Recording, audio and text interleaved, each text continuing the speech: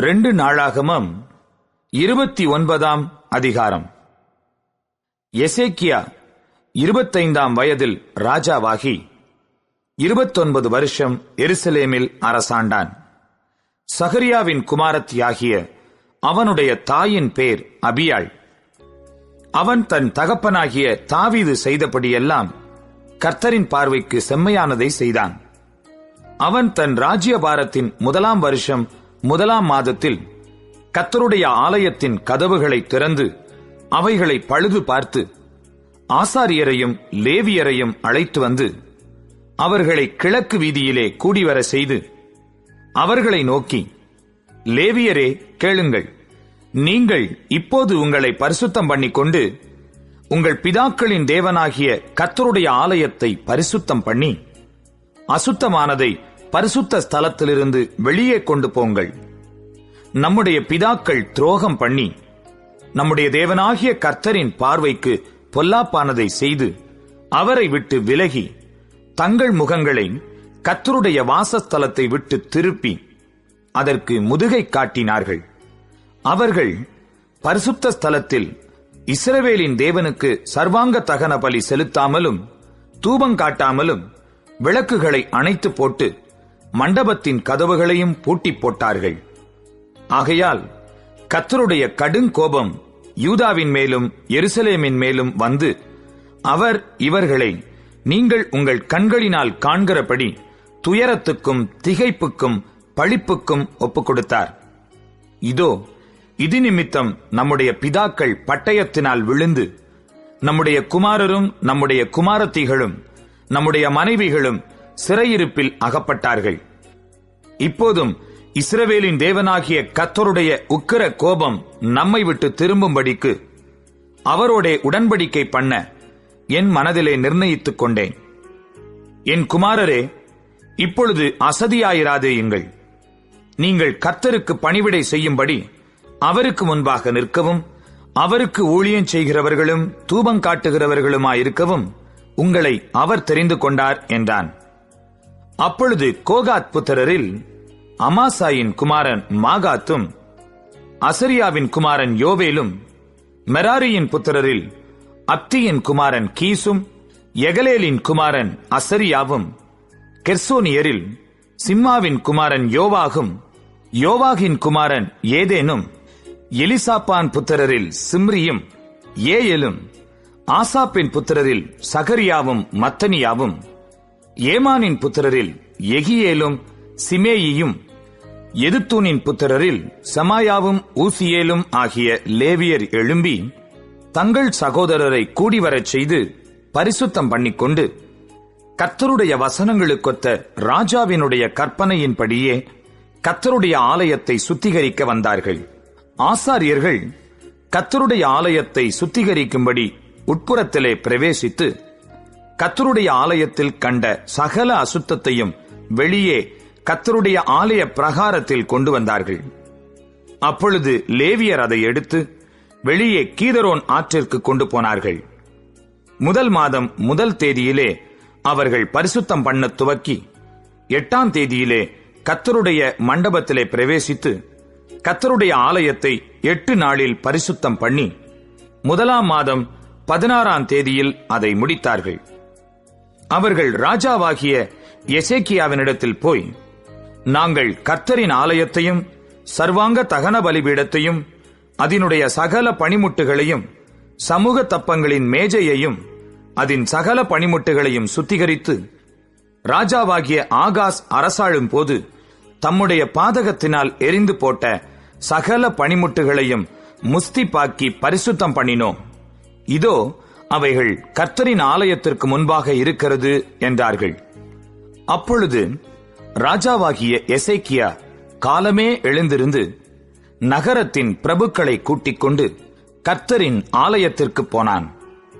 அப்பொழுது ராஜ்யபாரத்திற்காகவும் பரிசுத்த ஸ்தலத்திற்காகவும் யூதாவுக்காகவும் 7 காளைகளையும் 7 ஆட்டுக்கடாக்களையும் 7 ஆட்டுக்குட்டிகளையும் 7 வெள்ளாட்டுக்கடாக்களையும் பாவ நிவாரண பலியாக கொண்டு வந்தார்கள். அவைகளை கர்த்தருடைய பலிபீடத்தின் மேல் பலியிடுங்கள் என்று அவன் ஆசாரியராகிய ஆரோனின் புத்திரருக்கு சொன்னான். அப்படியே ஆசாரியர் காளைகளை அடித்து அந்த இரத்தத்தை பிடித்து பலிபீடத்தின் மேல் தெளித்தார்கள். ஆட்டுக்கடாக்களை அடித்து அவைகளின் இரத்தத்தை பலிபீடத்தின் மேல் தெளித்தார்கள். ஆட்டுக்குட்டிகளையும் அடித்து அவைகளின் இரத்தத்தையும் பலிபீடத்தின் மேல் தெளித்தார்கள். பிற்பாடு பாவ நிவாரண பலிக்கான வெள்ளாட்டுக்கடாக்களை ராஜாவுக்கும் சபையாருக்கு முன்பாக கொண்டு வந்தார்கள். அவைகள் மேல் அவர்கள் தங்கள் கைகளை வைத்தார்கள். இஸ்ரவேல் அனைத்திற்காகவும் சர்வாங்க தகன பலியையும் பாவ நிவாரண பலியையும் செலுத்துங்கள் என்று ராஜா சொல்லியிருந்தான். ஆதலால் ஆசாரியர் அவைகளை அடித்து இஸ்ரவேல் அனைத்திற்கும் பாவ நிவிர்த்தி உண்டாக்க அவைகளின் இரத்தத்தால் பலிபீடத்தின் மேல் பிராயச்சித்தம் செய்தார்கள். அவன் தாவீதும் ராஜாவின் ஞானதிருஷ்டிக்காரனாகிய காத்தும் தீர்க்கதரிசியாகிய நாத்தானும் கற்பித்தபடியே கைத்தாளங்களையும் தம்புருகளையும் சுரமண்டலங்களையும் வாசிக்கிற லேவியரை கர்த்தருடைய ஆலயத்திலே நிறுத்தினான். இப்படி செய்ய வேண்டும் என்கிற கற்பனை கர்த்தரால் அவருடைய தீர்க்கதரிசிகளை கொண்டு உண்டாயிருந்தது. அப்படியே லேவியர் தாவீதின் கீத வாத்தியங்களையும் ஆசாரியர் பூரிகைகளையும் பிடித்து நின்றார்கள். அப்பொழுது எசேக்கியா சர்வாங்க தகன பலிகளை பலிபீடத்தின் மேல் செலுத்த கட்டளையிட்டான். அதை செலுத்த துவக்கின நேரத்தில் கர்த்தரை துதிக்கும் கீதமும் பூரிகைகளும் இஸ்ரவேல் ராஜாவாகிய தாவீது ஏற்படுத்தின கீத வாத்தியங்களும் முழங்கத் தொடங்கினது. கீதத்தை பாடி பூரிகைகளை ஊதிக்கொண்டிருக்கையில் சர்வாங்க தகன பலியை செலுத்தி தீருமட்டும் சபையார் எல்லாரும் பணிந்து கொண்டிருந்தார்கள். பலியிட்டு தீர்ந்த போது ராஜாவும் அவனோடிருந்த அனைவரும் தலைகுனிந்து பணிந்து கொண்டார்கள்.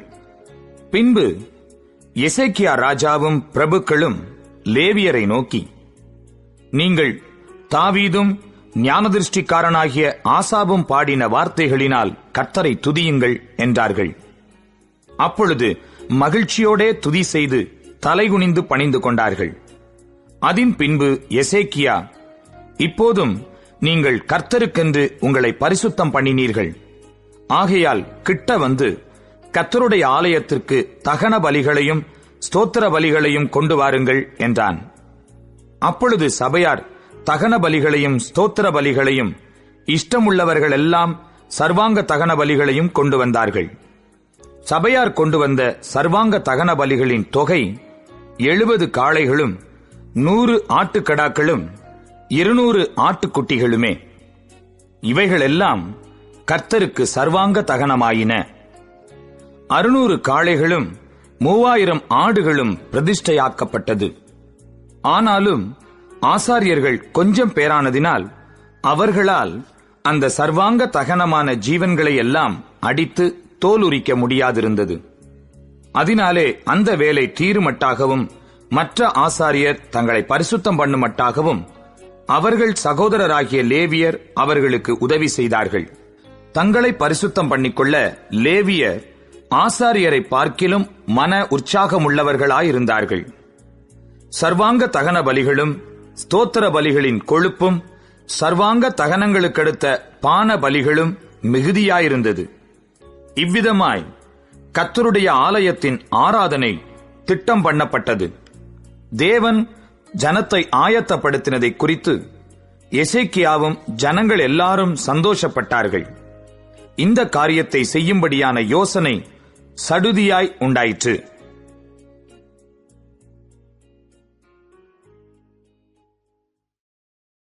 ரெண்டு நாளாகமம் 30ஆம் அதிகாரம். அதன் பின்பு இஸ்ரவேலின் தேவனாகிய கர்த்தருக்கு பஸ்காவை ஆசரிக்கும்படி எருசலேமில் இருக்கிற கர்த்தருடைய ஆலயத்திற்கு வாருங்கள் என்று எசேக்கியா இஸ்ரவேல் யூதா எங்கும் ஆட்களை அனுப்பினதும் அன்றி எப்பிராயிம் மனாசே கோத்திரங்களுக்கும் நிருபங்களை எழுதி அனுப்பினான்.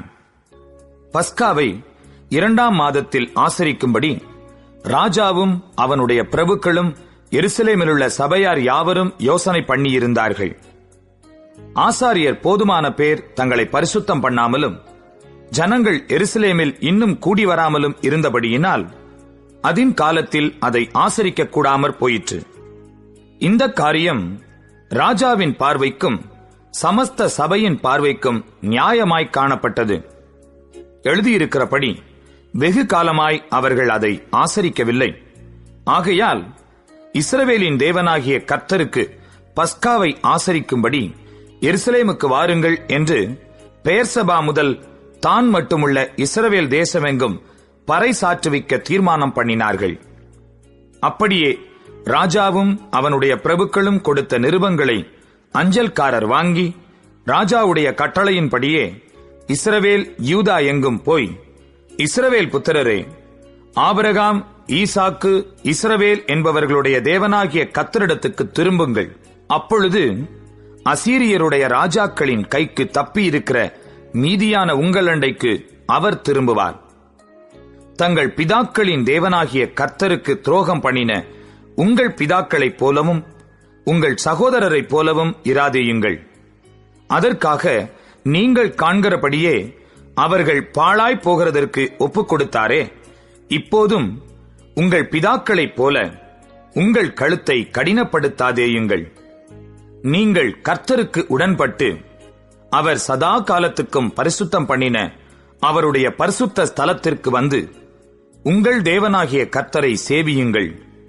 அப்பொழுது அவருடைய உக்கிரமான கோபம் உங்களை விட்டு திரும்பும். நீங்கள் கர்த்தரிடத்துக்கு திரும்பினால் உங்கள் சகோதரரும் உங்கள் பிள்ளைகளும் தங்களை சிறைப்பிடித்தவர்களுக்கு முன்பாக இரக்கம் பெறுகிறதற்கும் இந்த தேசத்திற்கு திரும்புகிறதற்கும் அது ஏதுவாகும். உங்கள் தேவனாகிய கர்த்தர் கிருபையும் இரக்கமும் உள்ளவர். நீங்கள் அவரிடத்திற்கு திரும்பினால் அவர் தம்முடைய முகத்தை உங்களை விட்டு விலக்குவதில்லை என்றார்கள். அப்படி அந்த அஞ்சல்காரர் எப்பிராயிம், மனாசே தேசங்களில் செபுலோன் மட்டுக்கும் ஊரூராக திரிந்தார்கள். ஆனாலும் அவர்கள் இவர்களை பார்த்து நகைத்து பரியாசம் பண்ணினார்கள். ஆகிலும் ஆசேரிலும் மனாசேயிலும் செபுலோனிலும் சிலர் மனத்தாழ்மையாகி எருசலேமுக்கு வந்தார்கள். யூதாவிலும் கர்த்தருடைய வார்த்தையின்படியே ராஜாவும் பிரபுக்களும் கட்டளையிட்ட பிரகாரம் செய்கிறதற்கு தேவனுடைய கரம் அவர்களை ஒருமனப்படுத்திற்று. அப்படியே 2ஆம் மாதத்தில் புளிப்பில்லாத அப்பப் பண்டிகையை ஆசரிக்க வெகு ஜனங்கள் எருசலேமில் மகா பெரிய சபையாய் கூடினார்கள். அவர்கள் எழும்பி எருசலேமில் உண்டான பலிபீடங்களையும் தூபபீடங்களையும் அகற்றி கீதரோன் ஆற்றிலே போட்டார்கள். பின்பு அந்த 2ஆம் மாதம் 14ஆம் தேதியில் பஸ்காவின் ஆட்டுக்குட்டிகளை அடித்தார்கள். ஆசாரியரும் லேவியரும் வெட்கி தங்களை சுத்தம் பண்ணி சர்வாங்க தகன பலிகளை கர்த்தருடைய ஆலயத்திற்கு கொண்டு வந்து தேவனுடைய மனுஷனாகிய மோசேயின் நியாயப்பிரமாணத்திற்கு ஏற்ற தங்கள் முறைமையின்படியே தங்கள் ஸ்தானத்திலே நின்றார்கள். ஆசாரியர் லேவியரின் கையிலிருந்து இரத்தத்தை வாங்கி தெளித்தார்கள். சபையிலே அநேகர் தங்களை பரிசுத்தம் பண்ணிக் கொள்ளாதிருந்தார்கள். ஆகையால் சுத்தமில்லாத எல்லாரையும் கர்த்தருக்கு பரிசுத்தம் பண்ண லேவியர் அவர்களுக்காக பஸ்காவின் ஆட்டுக்குட்டிகளை அடிக்கும் காரியத்தை விசாரித்தார்கள். அதேனென்றால் எப்பிராயிம், மனாசே, இசக்கார், செபுலோன் மனுஷரில் ஏராளமான அநேகம் ஜனங்கள் தங்களை சுத்தம் பண்ணிக் கொள்ளாதிருந்தும் எழுதியிராத பிரகாரமாக பஸ்காவை சாப்பிட்டார்கள். எசேக்கியா அவர்களுக்காக விண்ணப்பம் பண்ணி தங்கள் பிதாக்களின் தேவனாகிய கர்த்தரான தேவனை தேடும்படிக்கு தங்கள் இருதயத்தை நேராக்கினவர்கள் பரிசுத்த ஸ்தலத்திற்கேற்ற சுத்தாங்கம் அடையாதிருந்தாலும் கிருபையுள்ள கர்த்தர் அவர்கள் எல்லாருக்கும் மன்னிப்பாராக என்றான். கர்த்தர் எசேக்கியாவின் விண்ணப்பத்தை கேட்டு ஜனங்களுக்கு அனுகூலம் செய்தார். அப்படியே எருசலேமிலே காணப்பட்ட இஸ்ரவேல் புத்திரர் புளிப்பில்லாத அப்ப பண்டிகையை 7 நாளளவும் மகா ஆனந்தத்தோடே ஆசரித்தார்கள். லேவியரும் ஆசாரியரும் தினம் தினம் கர்த்தருக்கென்று பேரோசையாய் துணிக்கும் கீத வாத்தியங்களால் கர்த்தரை துதித்துக் கொண்டிருந்தார்கள். கர்த்தருக்கு அடுத்த காரியத்தில் நல்ல உணர்வுள்ள எல்லா லேவியரோடும் எசேக்கியா பட்சமாய் பேசினான். இப்படி அவர்கள் பண்டிகையின் 7 நாள் அளவும் புசித்து ஸ்தோத்திர பலிகளை செலுத்தி தங்கள் பிதாக்களின் தேவனாகிய கர்த்தரை துதித்துக் கொண்டிருந்தார்கள். பின்பு வேறே 7 நாளளவும் ஆசரிக்க சபையார் எல்லாரும் யோசனை பண்ணி அந்த 7 நாளும் ஆனந்தத்தோடே ஆசரித்தார்கள். யூதாவின் ராஜாவாகிய எசேக்கியா சபைக்கு 1000 காளைகளையும் 7000 ஆடுகளையும் கொடுத்தான். பிரபுக்களும் சபைக்கு 1000 காளைகளையும் 10000 ஆடுகளையும் கொடுத்தார்கள். ஆசாரியரில் அநேகம் பேர் தங்களை சுத்தம் பண்ணினார்கள். யூதாவின் சபை அனைத்தும், ஆசாரியரும் லேவியரும், இஸ்ரவேலிலிருந்து வந்தவர்களுடைய சபை அனைத்தும் ஆகிய இஸ்ரவேல் தேசத்திலிருந்து வந்த அந்நியரும் யூதாவில் குடியிருந்தவர்களும் மகிழ்ச்சியாயிருந்தார்கள். அப்படியே எருசலேமில் மகா சந்தோஷம் உண்டாயிருந்தது.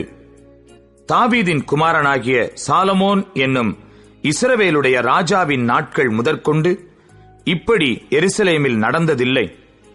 லேவியரான ஆசாரியர்கள் எழுந்து நின்று ஜனத்தை ஆசீர்வதித்தார்கள். அவர்களுடைய சத்தம் கேட்கப்பட்டு அவர்களுடைய விண்ணப்பம் அவருடைய பரிசுத்த வாசஸ்தலமாகிய பரலோகத்தில் வந்து எட்டினது. 2 நாளாகமம் 31 அதிகாரம். இவையெல்லாம் முடிந்த பின்பு வந்திருந்த இஸ்ரவேலர் எல்லாரும் யூதாவின் பட்டணங்களுக்கு புறப்பட்டு போய் யூதா பென்யமீனெங்கும் எப்பிராயீமரிலும் மனாசேயிலும் கூட உண்டான சிலைகளை உடைத்து விக்கிரக தோப்புகளை வெட்டி மேடைகளையும் பீடங்களையும் இடித்து அவைகளை எல்லாம் தகர்த்து போட்டார்கள். பின்பு இஸ்ரவேல் புத்திரர் எல்லாரும் அவரவர் தங்கள் ஊர்களில் இருக்கிற தங்கள் காணியாட்சிக்கு திரும்பினார்கள். எசேக்கியா ஆசாரியர் லேவியருடைய வகுப்புகளை அவர்கள் வரிசைகளின் படியேயும் அவரவரை அவர்கள் ஊழியத்தின்படியேயும் திட்டப்படுத்தி ஆசாரியரையும் லேவியரையும் சர்வாங்க தகன பலிகளையும் சமாதான பலிகளையும் செலுத்தவும் கர்த்தருடைய பாளையத்தின் வாசல்களில் ஊழியம் செய்து துதித்து ஸ்தோத்தரிக்கவும் ஒழுங்குபடுத்தினான்.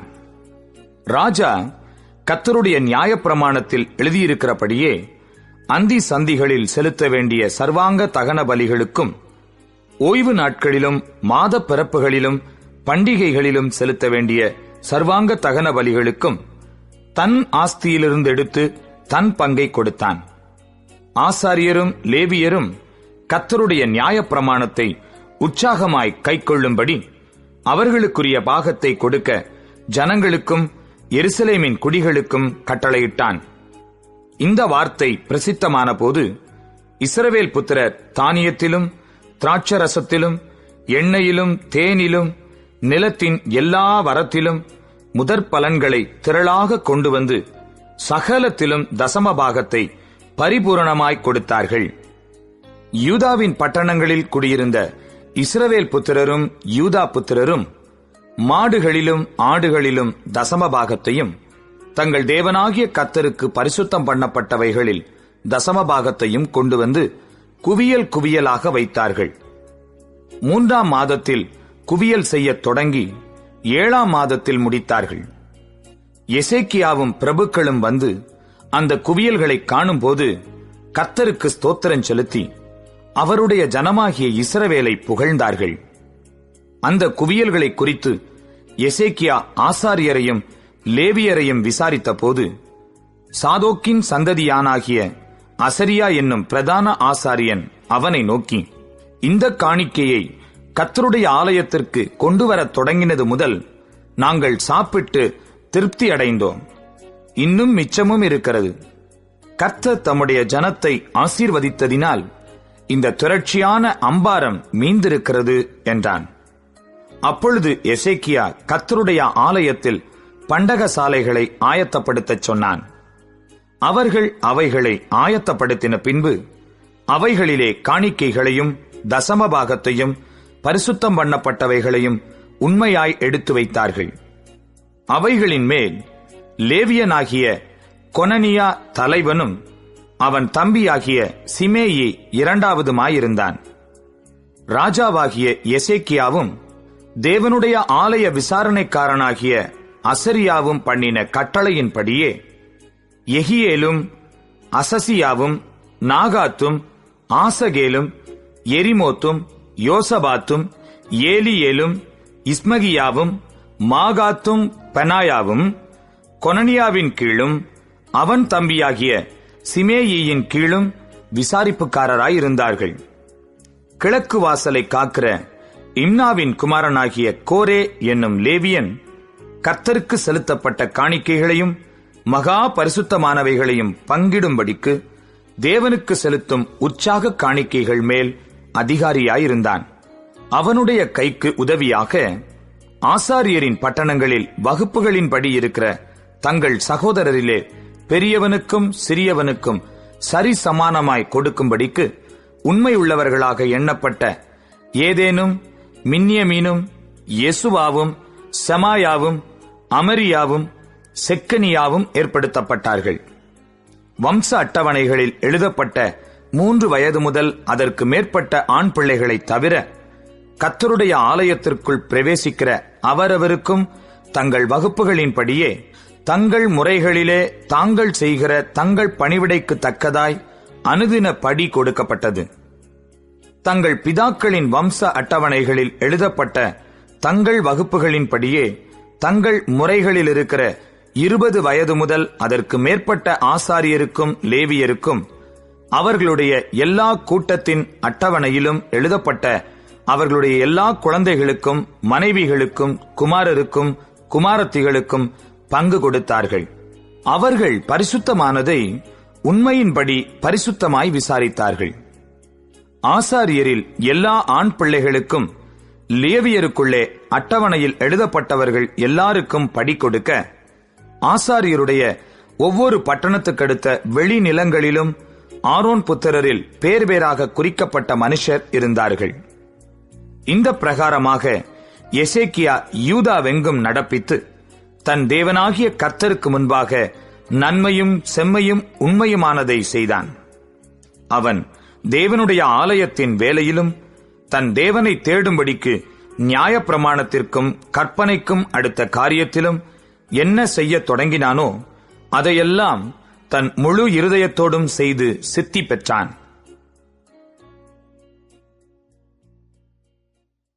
2 நாளாகமம் 32ஆம் அதிகாரம். இக்காரியங்கள் நடந்தேறி வருகையில் அசீரியா ராஜாவாகிய சனகரிப் வந்து யூதாவுக்குள் பிரவேசித்து அரணான பட்டணங்களுக்கு எதிராக பாளையமிறங்கி அவைகளை தன் வசமாக்கிக் கொள்ள நினைத்தான். சனகரிப் வந்து எருசலேமின் மேல் யுத்தம் பண்ண நோக்கம் கொண்டிருப்பதை எசேக்கியா கண்டபோது நகரத்திற்கு புறம்பே இருக்கிற ஊற்றுகளை தூர்த்து போட தன் பிரபுக்களோடும் தன் பராக்கிரமசாலிகளோடும் ஆலோசனை பண்ணினான். அதற்கு அவர்கள் உதவியாயிருந்தார்கள். அசீரியா ராஜாக்கள் வந்து அதிக தண்ணீரை கண்டுபிடிப்பானேன் என்று சொல்லி அநேகம் ஜனங்கள் கூடி எல்லா ஊற்றுகளையும் நாட்டின் நடுவில் பாயும் ஓடையையும் தூர்த்து போட்டார்கள். அவன் திடன் கொண்டு இடிந்து போன மதிலையெல்லாம் கட்டி அவைகளையும் வெளியிலுள்ள மற்ற மதிலையும் கொத்தளங்கள் மட்டும் உயர்த்தி தாவீது நகரத்தின் கோட்டையை பலப்படுத்தி திரளான ஆயுதங்களையும் கேடகங்களையும் பண்ணி ஜனத்தின் மேல் படைத்தலைவரை வைத்து அவர்களை நகர வாசலின் வீதியிலே தன்னண்டையில் கூடிவரச் செய்து அவர்களை நோக்கி, நீங்கள் திடன் கொண்டு தைரியமாயிருங்கள். அசீரியா ராஜாவுக்கும் அவனோடு இருக்கிற ஏராளமான கூட்டத்திற்கும் பயப்படாமலும் கலங்காமலும் இருங்கள். அவனோடு இருக்கிறவர்களை பார்க்கிலும் நம்மோடு இருக்கிறவர்கள் அதிகம். அவனோடு இருக்கிறது மாம்சபுயம். நமக்கு துணை நின்று நம்முடைய யுத்தங்களை நடத்த நம்மோடு இருக்கிறவர் நம்முடைய தேவனாகிய கர்த்தர்தானே என்று சொல்லி அவர்களை தேற்றினான். யூதாவின் ராஜாவாகிய எசேக்கியா சொன்ன இந்த வார்த்தைகளின் மேல் ஜனங்கள் நம்பிக்கை வைத்தார்கள். இதன் பின்பு அசீரியா ராஜாவாகிய சனகரிப் தன் முழு சேனையுடன் லாகீசுக்கு எதிராய் முற்றுகை போட்டிருக்கையில் யூதாவின் ராஜாவாகிய எசேக்கியாவிடத்துக்கும் எருசலேமில் உள்ள யூதா ஜனங்கள் யாவரிடத்துக்கும் தன் ஊழியக்காரரை அனுப்பி, அசீரியா ராஜாவாகிய சனகரிப் சொல்லுகிறது என்னவென்றால், முற்றுகை போடப்பட்ட எருசலேமிலே நீங்கள் இருக்கும்படிக்கு நீங்கள் எதின்மேல் நம்பிக்கையாயிருக்கிறீர்கள்? நம்முடைய தேவனாகிய கர்த்தர் நம்மை அசீரியருடைய ராஜாவின் கைக்கு தப்புவிப்பார் என்று எசேக்கியா சொல்லி நீங்கள் பசியினாலும் தாகத்தினாலும் சாகும்படி உங்களை போதிக்கிறான் அல்லவா? அவருடைய மேடைகளையும் அவருடைய பலிபீடங்களையும் தள்ளிவிட்டவனும் ஒரே பலிபீடத்திற்கு முன்பாக பணிந்து அதின்மேல் தூபங்காட்டுங்கள் என்று யூதாவுக்கும் எருசலேமியருக்கும் சொன்னவனும் அந்த எசேக்கியாதான் அல்லவா? நானும் என் பிதாக்களும் தேசத்து சகல ஜனங்களுக்கும் செய்ததை அறியீர்களோ? அந்த தேசங்களுடைய ஜாதிகளின் தேவர்கள் அவர்கள் தேசத்தை நம்முடைய கைக்கு தப்புவிக்க அவர்களுக்கு பலன் இருந்ததோ? உங்கள் தேவன் உங்களை என் கைக்கு தப்புவிக்க கூடும்படிக்கு என் பிதாக்கள் பாழாக்கின அந்த ஜாதிகளுடைய எல்லா தேவர்களிலும் எவன் தன் ஜனத்தை என் கைக்கு தப்புவிக்க பலவானாயிருந்தான்? இப்போதும் எசேக்கியா உங்களை வஞ்சிக்கவும் இப்படி உங்களை போதிக்கவும் இடங்கொடுக்க வேண்டாம். நீங்கள் அவனை நம்பவும் வேண்டாம். ஏனென்றால் எந்த ஜாதியின் தேவனும் எந்த ராஜ்யத்தின் தேவனும் தன் ஜனத்தை என் கைக்கும் என் பிதாக்களின் கைக்கும் தப்புவிக்க கூடாதிருந்ததே. உங்கள் தேவன் உங்களை என் கைக்கு தப்புவிப்பது எப்படி என்கிறார் என்று சொல்லி அவனுடைய ஊழியக்காரர் தேவனாகிய கர்த்தருக்கு விரோதமாகவும் அவருடைய தாசனாகிய எசேக்கியாவுக்கு விரோதமாகவும் பின்னும் அதிகமாய் பேசினார்கள். தேசங்களுடைய ஜாதிகளின் தேவர்கள் தங்கள் ஜனங்களை என் கைக்கு தப்புவிக்காதிருந்தது போல எசேக்கியாவின் தேவனும் தன் ஜனங்களை என் கைக்கு தப்புவிப்பதில்லை என்று இஸ்ரவேலின் தேவனாகிய கர்த்தரை நிந்திக்கவும் அவருக்கு விரோதமாக பேசவும் அவன் நிருபங்களையும் எழுதினான். அவர்கள் அலங்கத்தின் மேலிருக்கிற எருசலேமின் ஜனங்களை பயப்படுத்தி கலங்க பண்ணி தாங்கள் நகரத்தை பிடிக்கும்படி அவர்களை பார்த்து யூத பாஷையிலே மகா சத்தமாய் கூப்பிட்டு மனுஷர் கைவேலையினால் செய்யப்பட்டதும் பூச்சக்கரத்து ஜனங்களால் தொழுது கொள்ளப்பட்டதுமாயிருக்கிற தேவர்களை குறித்து பேசுகிற பிரகாரமாக எருசலேமின் தேவனையும் குறித்து பேசினார்கள். இது நிமித்தம் ராஜாவாகிய எசேக்கியாவும் ஆமோத்சின் குமாரனாகிய ஏசாயா தீர்க்கதரிசியும் பிரார்த்தித்து வானத்தை நோக்கி அபயமிட்டார்கள். அப்பொழுது கர்த்தர் ஒரு தூதனை அனுப்பினார். அவன் அசீரியருடைய ராஜாவின் பாளையத்திலுள்ள சகல பராக்கிரமசாலிகளையும் தலைவரையும் சேனாபதிகளையும் அதம் பண்ணினான். அப்படியே சனகரிப் செத்த முகமாய் தன் தேசத்திற்கு திரும்பினான். அங்கே அவன் தன் தேவனுடைய கோவிலுக்குள் பிரவேசிக்கிற போது அவனுடைய கற்ப பிறப்பான சிலர் அவனை பட்டயத்தால் வெட்டி போட்டார்கள். இப்படி கர்த்தர் எசேக்கியாவையும் எருசலேமின் குடிகளையும் அசீரியருடைய ராஜாவாகிய சனகரிப்பின் கைக்கும் மற்ற எல்லாருடைய கைக்கும் நீங்களாக்கி ரட்சித்து அவர்களை சுற்றுப்புறத்தாருக்கு விலக்கி ஆதரித்து நடத்தினார். அநேகம் பேர் கர்த்தருக்கென்று எருசலேமுக்கு காணிக்கைகளையும் யூதாவின் ராஜாவாகிய எசேக்கியாவுக்கு உச்சிதங்களையும் கொண்டு வந்தார்கள். அவன் இதற்கு பிற்பாடு சகல ஜாதிகளின் பார்வைக்கும் மேன்மைப்பட்டவனாயிருந்தான். அந்நாட்களில் எசேக்கியா வியாதிப்பட்டு மரணத்துக்கு ஏதுவாயிருந்தான். அவன் கர்த்தரை நோக்கி ஜெபம் பண்ணும் போது அவர் அவனுக்கு வாக்குத்தத்தம் பண்ணி அவனுக்கு ஒரு அற்புதத்தை கட்டளையிட்டார். எசேக்கியா தனக்கு செய்யப்பட்ட உபகாரத்திற்கு தக்கதாய் நடவாமல் மனமேட்டிமையானான். ஆகையால் அவன் மேலும் யூதாவின் மேலும் எருசலேமின் மேலும் கடுங்கோபம் உண்டது. எசேக்கியாவின் மனமேட்டிமையின் நிமித்தம் அவனும் எருசலேமின் குடிகளும் தங்களை தாழ்த்தினபடியினால் கர்த்தருடைய கடுங்கோபம் எசேக்கியாவின் நாட்களிலே அவர்கள் மேல் வரவில்லை. எசேக்கியாவுக்கு மிகுதியான ஐசுவரியமும் கனமும் உண்டாயிருந்தது. வெள்ளியும் பொன்னும் இரத்தினங்களும் கந்தவர்க்கங்களும் கேடகங்களும் வினோதமான ஆபரணங்களும் வைக்கும்படியான பொக்கிஷ சாலைகளையும் தனக்கு வந்து கொண்டிருந்த தானியமும் திராட்சரசமும் எண்ணெயும் வைக்கும்படியான பண்டக சாலைகளையும் சகல வகையுள்ள மிருக ஜீவன்களுக்கு கொட்டாரங்களையும் மந்தைகளுக்கு தொழுவங்களையும் உண்டாக்கினான். அவன் தனக்கு பட்டணங்களை கட்டுவித்து ஏராளமான ஆடு மாடுகளை வைத்திருந்தான். தேவன் அவனுக்கு மகா திரளான ஆஸ்தியை கொடுத்தார். இந்த எசேக்கியா கீயோன் என்னும் ஆற்றிலே அணை கட்டி அதின் தண்ணீரை மேற்கே இருந்து தாழ தாவீதின் நகரத்திற்கு நேராக திருப்பினான். எசேக்கியா செய்ததெல்லாம் வாய்த்தது. ஆகிலும் பாபிலோன் பிரபுக்களின் ஸ்தானாபதிகள் தேசத்திலே நடந்த அற்புதத்தை கேட்க அவனிடத்துக்கு அனுப்பப்பட்ட விஷயத்தில் அவன் இருதயத்தில் உண்டான எல்லாவற்றையும் அறியும்படி அவனை சோதிக்கிறதற்காக தேவன் அவனை கைவிட்டார். எசேக்கியாவின் மற்ற வர்த்தமானங்களும் அவன் செய்த நன்மைகளும் ஆமோத்சின் குமாரனாகிய ஏசாயா தீர்க்கதரிசியின் புஸ்தகத்திலும் யூதா இஸ்ரவேல் ராஜாக்களின் புஸ்தகத்திலும் எழுதியிருக்கிறது. எசேக்கியா தன் பிதாக்களோடே நித்திரை அடைந்த பின்பு அவனை தாவீது வம்சத்தாரின் கல்லறைகளில் பிரதானமான கல்லறையில் அடக்கம் பண்ணினார்கள். யூதாவனைத்தும் எருசலேமின் குடிகளும் அவன் மரித்தபோது அவனை கனம் பண்ணினார்கள். அவன் குமாரனாகிய மனாசே அவன் ஸ்தானத்தில் ராஜாவானான். 2 நாளாகமம் 33ஆம் அதிகாரம். மனாசே ராஜாவாகிற போது 12 வயதாயிருந்து 55 வருஷம் எருசலேமில் அரசாண்டான். கர்த்தர் இஸ்ரவேல் புத்திரருக்கு முன்பாக துரத்தின ஜாதிகளுடைய அருவருப்புகளின்படியே அவன் கர்த்தரின் பார்வைக்கு பொல்லாப்பானதை செய்தான்.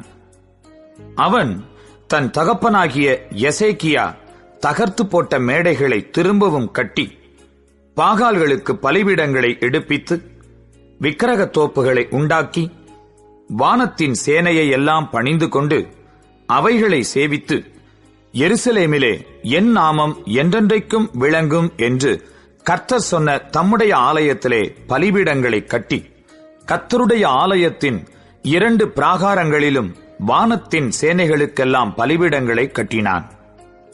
அவன் இன்னோம் குமாரரின் பள்ளத்தாக்கிலே தன் குமாரரை தீமிதிக்க பண்ணி நாளும் நிமித்தமும் பார்த்து பில்லி சூனியங்களை அனுசரித்து அஞ்சனம் பார்க்கிறவர்களையும் குறி சொல்லுகிறவர்களையும் வைத்து கர்த்தருக்கு கோபமுண்டாக அவர் பார்வைக்கு மிகுதியும் பொல்லாப்பானதை செய்தான்.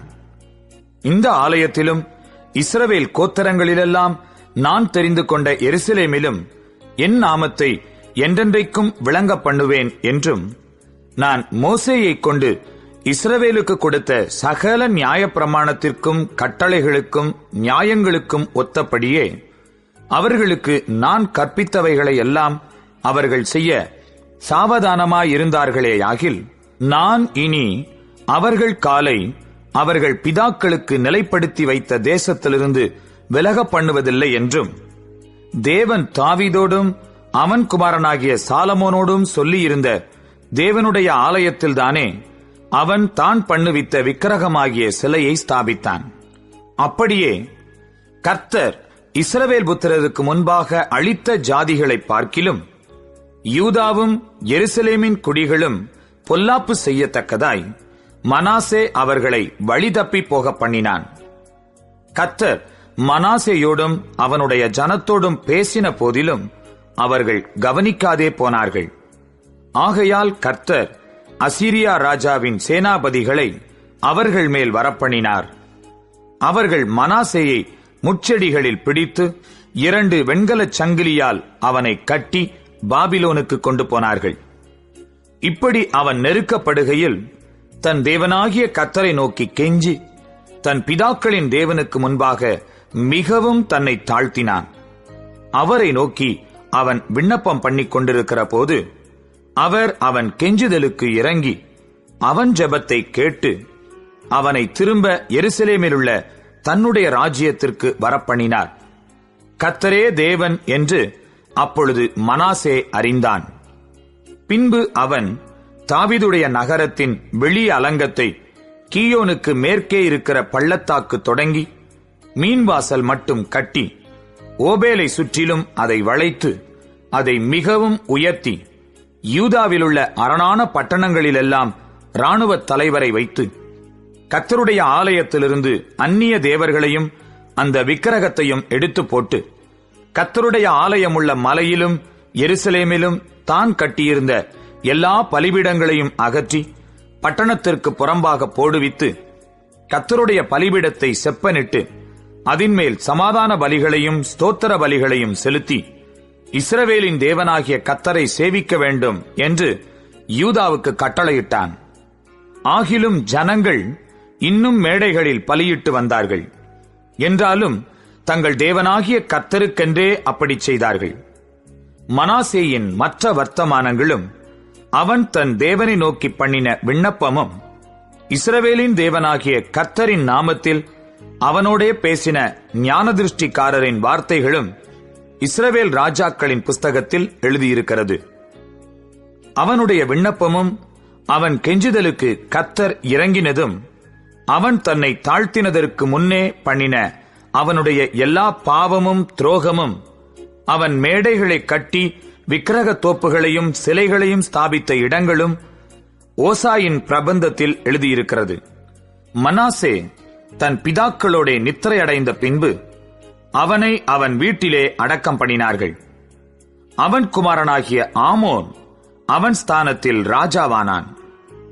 ஆமோன் ராஜாவாகிற போது 22 வயதாயிருந்து 2 வருஷம் எருசலேமில் அரசாண்டான்.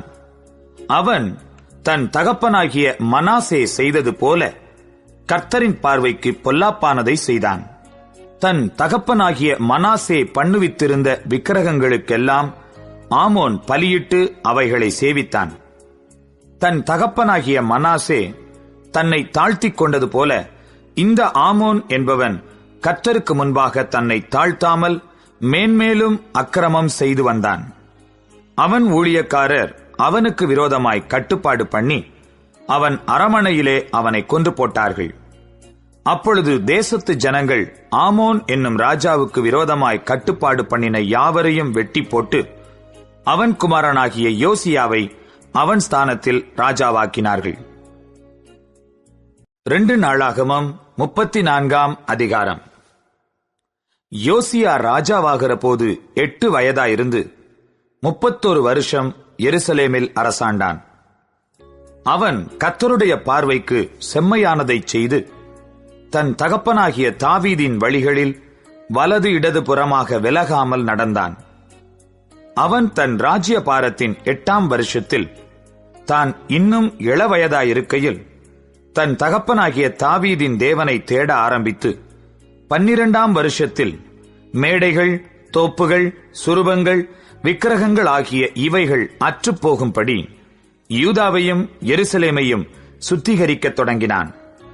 அவனுக்கு முன்பாக பாகால்களின் பலிபீடங்களை இடித்தார்கள்.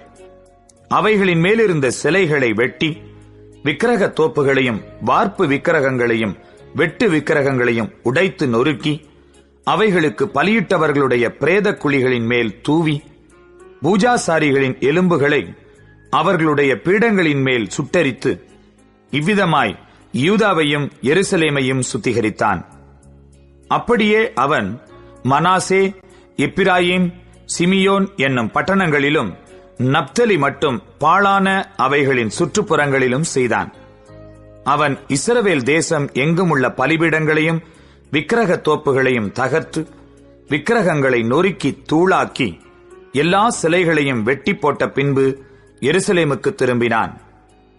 அவன் தேசத்தையும் ஆலயத்தையும் சுத்திகரித்த பின்பு அவன் தன் ராஜ்யபாரத்தின் 18ஆம் வருஷத்திலே அத்சலியாவின் குமாரனாகிய சாப்பானையும் நகர தலைவனாகிய மாசையாவையும் யோவாகாசின் குமாரனாகிய யோவாக் என்னும் மந்திரியையும் தன் தேவனாகிய கர்த்தரின் ஆலயத்தை பழுது பார்க்கும்படிக்கு அனுப்பினான். அவர்கள் பிரதான ஆசாரியனாகிய எல்கியாவினிடத்தில் வந்து வாசற்படியை காக்கிற லேவியர் மனாசேயிலும் எப்பிராயிமிலும் இஸ்ரவேலில் மீதியானவர்கள் எல்லாரின் கையிலும் யூதா பென்யமீன் எங்கும் சேர்த்து எருசலேமுக்கு திரும்பி தேவனுடைய ஆலயத்திற்கு கொண்டு வந்த பணத்தை ஒப்புவித்து வேலையை செய்விக்கும்படி கர்த்தருடைய ஆலயத்தின் விசாரிப்புக்காரரானவர்களின் கையில் அதை கொடுத்தார்கள். இவர்கள் அதை கர்த்தருடைய ஆலயத்தை பழுதுபார்த்து சீர்படுத்துகிறதற்கு ஆலயத்தில் வேலை செய்கிறவர்கள் கையிலே கொடுத்தார்கள். அப்படியே யூதாவின் ராஜாக்கள் கெடுத்து போட்ட அறைகளை பழுது பார்க்க வெட்டின கற்களையும் இணைப்புக்கு மரங்களையும் பாவுகிறதற்கு பலகைகளையும் வாங்க தச்சருக்கும் சிற்பாசாரிகளுக்கும் அதை கொடுத்தார்கள். இந்த மனுஷர் வேலையை உண்மையாய் செய்தார்கள். வேலையை நடத்த மெராரியின் புத்திரரில் யாகாத், ஒபதியா என்னும் லேவியரும், கோகாத்தியரின் புத்திரரில் சகரியாவும் மெசுல்லாமும் அவர்கள் மேல் விசாரிப்புக்காரராயிருந்தார்கள். இந்த லேவியர் எல்லாரும் கீதவாத்தியங்களை வாசிக்க அறிந்தவர்கள். அவர்கள் சுமைக்காரரை விசாரிக்கிறவர்களாயும் பற்பல வேலைகளை செய்கிறவர்கள் எல்லாரையும் கண்காணிக்கிறவர்களாயும் இருந்தார்கள். லேவியரில் இன்னும் சிலர் கணக்கரும் மணியக்காரரும் வாசற்காவலாளருமாயிருந்தார்கள். கர்த்தருடைய ஆலயத்துக்கு கொண்டு வரப்பட்ட பணத்தை அவர்கள் எடுக்கிற போது மோசேயை கொண்டு கட்டளையிடப்பட்ட கர்த்தருடைய நியாயப்பிரமாண புஸ்தகத்தை ஆசாரியனாகிய இல்க்கியா கண்டெடுத்தான். அப்பொழுது இல்க்கியா சம்பிரதியாகிய சாப்பானை நோக்கி, கர்த்தருடைய ஆலயத்திலே நியாயப்பிரமாண புஸ்தகத்தை கண்டெடுத்தேன் என்று சொல்லி அந்த புஸ்தகத்தை சாப்பான் கையில் கொடுத்தான். சாப்பான் அந்த புஸ்தகத்தை ராஜாவினிடத்திற்கு கொண்டு போய் அவனை நோக்கி, உம்முடைய ஊழியக்காரருக்கு கட்டளையிடப்பட்டவைகளை எல்லாம் அவர்கள் செய்கிறார்கள். கர்த்தருடைய ஆலயத்திலே சேர்ந்த பணத்தை அவர்கள் கூட்டி அதை விசாரிப்புக்காரர் கையிலும் வேலை செய்கிறவர்கள் கையிலும் கொடுத்தார்கள் என்று ராஜாவுக்கு மறுசெய்தி சொன்னதும் அல்லாமல், ஆசாரியனாகிய இல்க்கியா என் கையில் ஒரு புஸ்தகத்தை கொடுத்தான் என்பதை சம்பிரதியாகிய சாப்பான் ராஜாவுக்கு அறிவித்து ராஜாவுக்கு முன்பாக அதை வாசித்தான்.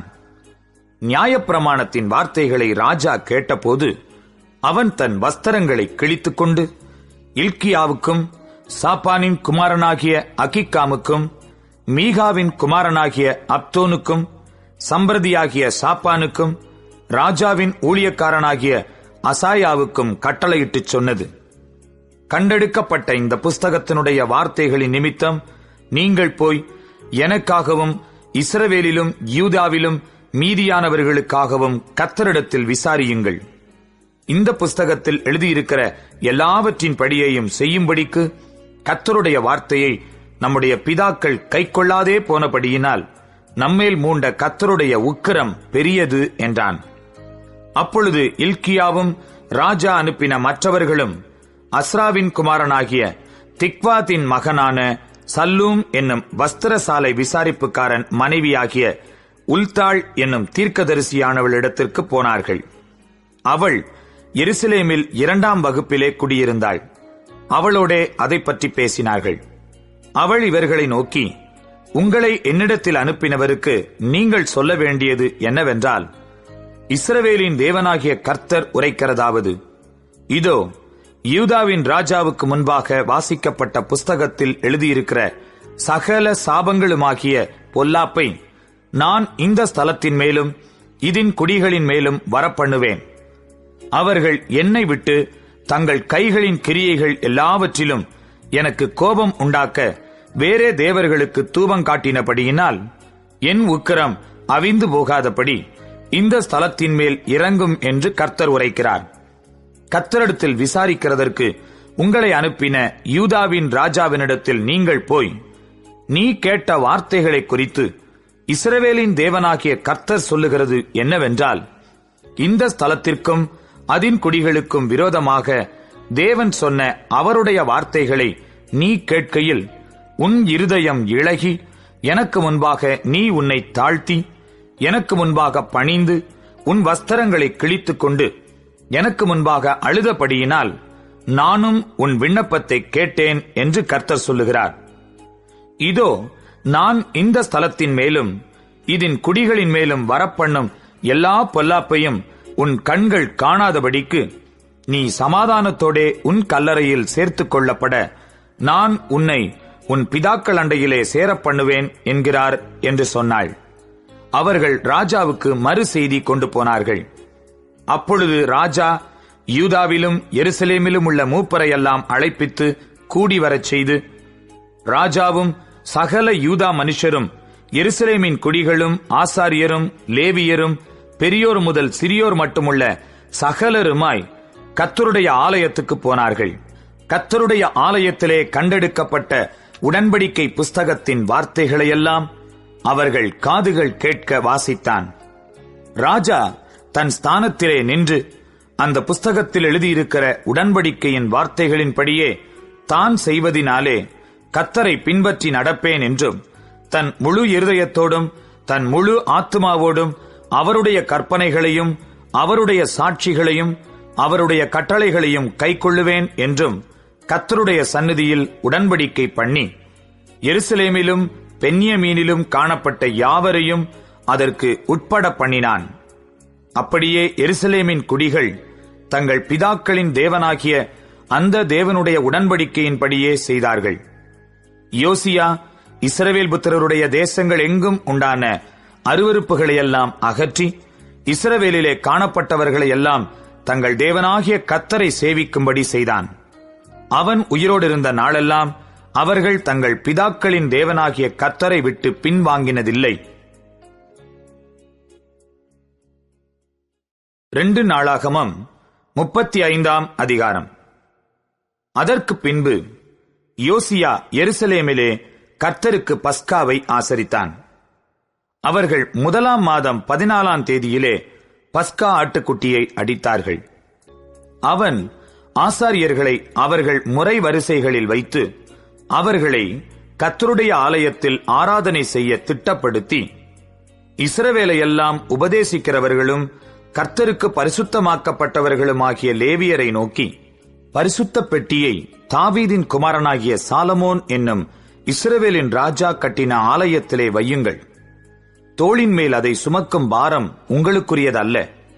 இப்போது நீங்கள் உங்கள் தேவனாகிய கர்த்தருக்கும் அவருடைய ஜனமாகிய இஸ்ரவேலுக்கும் ஊழியம் செய்து, இஸ்ரவேலின் ராஜாவாகிய தாவீது எழுதின கட்டளைக்கும் அவன் குமாரனாகிய சாலமோன் எழுதின கட்டளைக்கும் ஒத்தபடியே உங்கள் பிதாக்களின் குடும்பத்தாருக்காக குறிக்கப்பட்ட வரிசையிலே உங்களை ஆயத்தப்படுத்தி, ஜனங்களாகிய உங்கள் சகோதரருக்காக பரிசுத்த ஸ்தலத்திலே பிதாக்களுடைய வம்ச பிரிவுகளின்படியேயும் லேவியருடைய வம்சத்தார் வகுக்கப்பட்டபடியேயும் நின்று பஸ்கா ஆட்டுக்குட்டியை அடித்து உங்களை பரிசுத்தம் பண்ணி, மோசேயைக் கொண்டு கர்த்தர் சொன்னபடியே உங்கள் சகோதரர் செய்யும்படி அவர்களுக்கு அவைகளை ஆயத்தப்படுத்துங்கள் என்றான். வந்திருந்த ஜனங்கள் எல்லாருக்கும் அவர்கள் இலக்கத்தின்படியே பஸ்கா பலிக்காக 30,000 ஆட்டுக்குட்டிகளையும் வெள்ளாட்டுக்குட்டிகளையும் 3000 காளைகளையும் ராஜாவாகிய யோசியா தன்னுடைய ஆஸ்தியிலிருந்து கொடுத்தான். அவனுடைய பிரபுக்களும் மனப்பூர்வமான காணிக்கையாக ஜனத்திற்கும் ஆசாரியருக்கும் லேவியருக்கும் கொடுத்தார்கள். தேவனுடைய ஆலய விசாரணை கர்த்தாவாகிய இல்க்கியாவும் சகரியாவும் எகியேலும் ஆசாரியர்களுக்கு பஸ்கா பலிக்கன்று 2600 ஆட்டுக்குட்டிகளையும் 300 காளைகளையும் கொடுத்தார்கள்.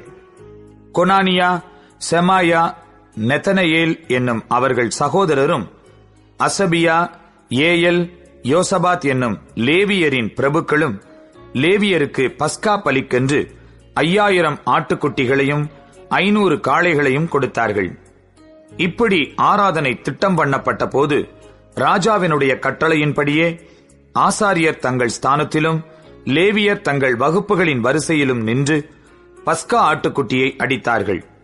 ஆசாரியர் அவர்கள் கையிலிருந்து இரத்தத்தை வாங்கி தெளித்தார்கள். லேவியர் தோலுரித்தார்கள்.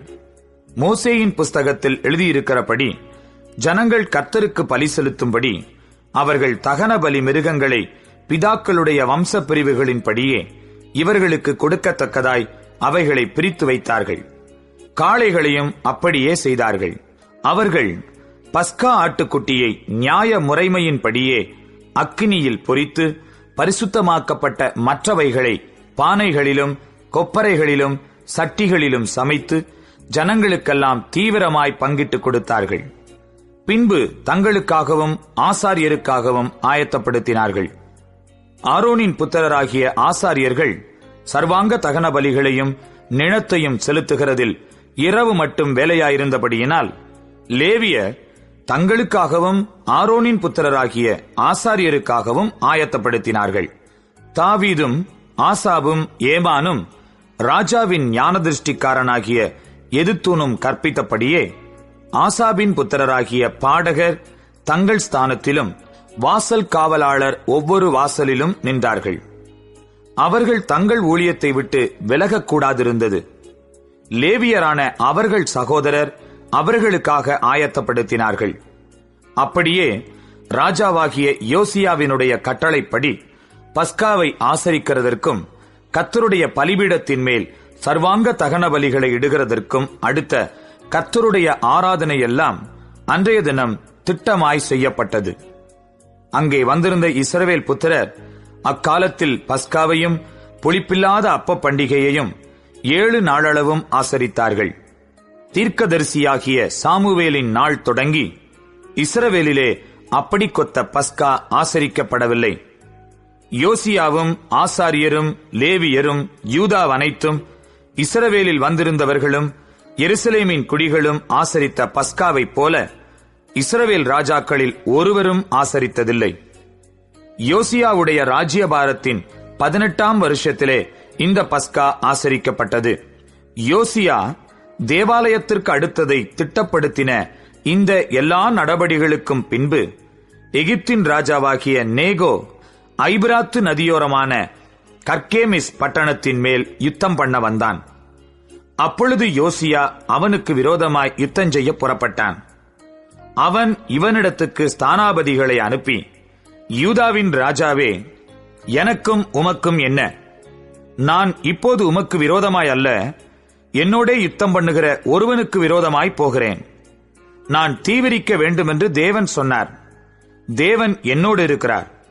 அவர் உம்மை அழிக்காதபடிக்கு அவருக்கு எதிரிடை செய்வதை விட்டுவிடும் என்று சொல்லச் சொன்னான்.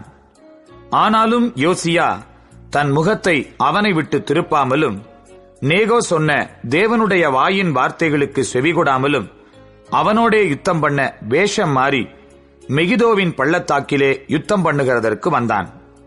வில்வீரர் யோசியா ராஜாவின் மேல் அம்பெய்தார்கள். அப்பொழுது ராஜா தன் ஊழியக்காரரை நோக்கி, என்னை அப்புறம் கொண்டு போங்கள், எனக்கு கொடிய காயம்பட்டது என்றான். அப்பொழுது அவனுடைய ஊழியக்காரர் அந்த ரதத்தின் மேலிருந்த அவனை இறக்கி அவனுக்கு இருந்த 2வது ரதத்தின் மேல் ஏற்றி அவனை எருசலேமுக்கு கொண்டு வந்தார்கள். அவன் மரணமடைந்து தன் பிதாக்களின் கல்லறையில் அடக்கம் பண்ணப்பட்டான். யூதாவிலும் எருசலேமிலும் உள்ள யாவரும் யோசியாவுக்காக துக்கம் கொண்டாடினார்கள்.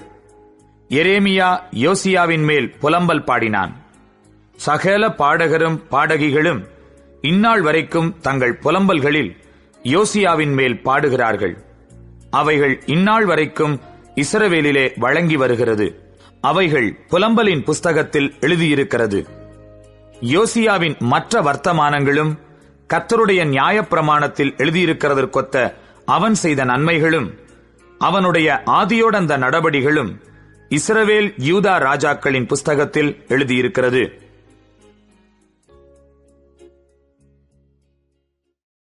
ரெண்டு நாளாகமம் 36ஆம் அதிகாரம். அப்பொழுது ஜனங்கள் யோசியாவின் குமாரனாகிய யோவாகாசை அழைத்து அவனை எருசலேமிலே அவன் தகப்பன் ஸ்தானத்திலே ராஜாவாக்கினார்கள். யோவாகாஸ் ராஜாவாகிற போது 23 வயதாயிருந்து 3 மாதம் எருசலேமில் அரசாண்டான்.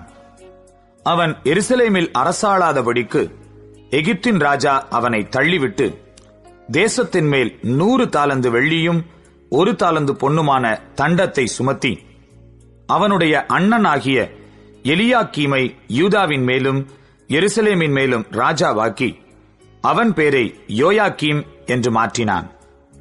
அவன் தம்பியாகிய யோவாகாசை எகிப்தின் ராஜாவாகிய நேகோ எகிப்திற்கு கொண்டு போனான். யோயாக்கீம் ராஜாவாகிற போது 25 வயதாயிருந்து 11 வருஷம் எருசலேமில் அரசாண்டு தன் தேவனாகிய கர்த்தருடைய பார்வைக்கு பொல்லாப்பானதை செய்தான். அவனுக்கு விரோதமாக பாபிலோன் ராஜாவாகிய நேபுகாத் நேச்சார் வந்து அவனை பாபிலோனுக்கு கொண்டு போக 2 வெண்கல சங்கிலியால் அவனை கட்டினான். கர்த்தருடைய ஆலயத்தின் பணிமுட்டுகளிலும் சிலவற்றை நேபுகாத் நேச்சார் பாபிலோனுக்கு கொண்டு போய் அவைகளை பாபிலோனில் உள்ள தன்னுடைய கோவிலிலே வைத்தான். யோயாக்கீமுடைய மற்ற வர்த்தமானங்களும் அவன் செய்ததும் அவனிடத்திலே கண்டுபிடிக்கப்பட்டதுமான அவனுடைய அருவருப்புகளும் இஸ்ரவேல் யூதா ராஜாக்களின் புஸ்தகத்தில் எழுதியிருக்கிறது. அவன் ஸ்தானத்தில் அவன் குமாரனாகிய யோயாக்கீன் ராஜாவானான். யோயாக்கீன் ராஜாவாகிற போது 8 வயதாயிருந்து 3 மாதமும் 10 நாளும் எருசலேமில் அரசாண்டு கர்த்தரின் பார்வைக்கு பொல்லாப்பானதை செய்தான். மறு வருஷத்தின் ஆரம்பத்திலே நேபுகாத்நேச்சார் என்னும் ராஜா அவனையும் கர்த்தருடைய ஆலயத்தின் திவ்யமான பணிமுட்டுகளையும் பாபிலோனுக்கு கொண்டு வரப்பண்ணி, அவன் சிறிய தகப்பனாகிய சிதேக்கியாவை யூதாவின் மேலும் எருசலேமின் மேலும் ராஜாவாக்கினான். சிதேக்கியா ராஜாவாகிற போது 21 வயதாயிருந்து 11 வருஷம் எருசலேமில் அரசாண்டு தன் தேவனாகிய கர்த்தரின் பார்வைக்கு பொல்லாப்பானதை செய்தான். அவன் கர்த்தருடைய வாக்கை உரைத்த எரேமியா என்கிற தீர்க்கதரிசிக்கு முன்பாக தன்னை தாழ்த்தவில்லை.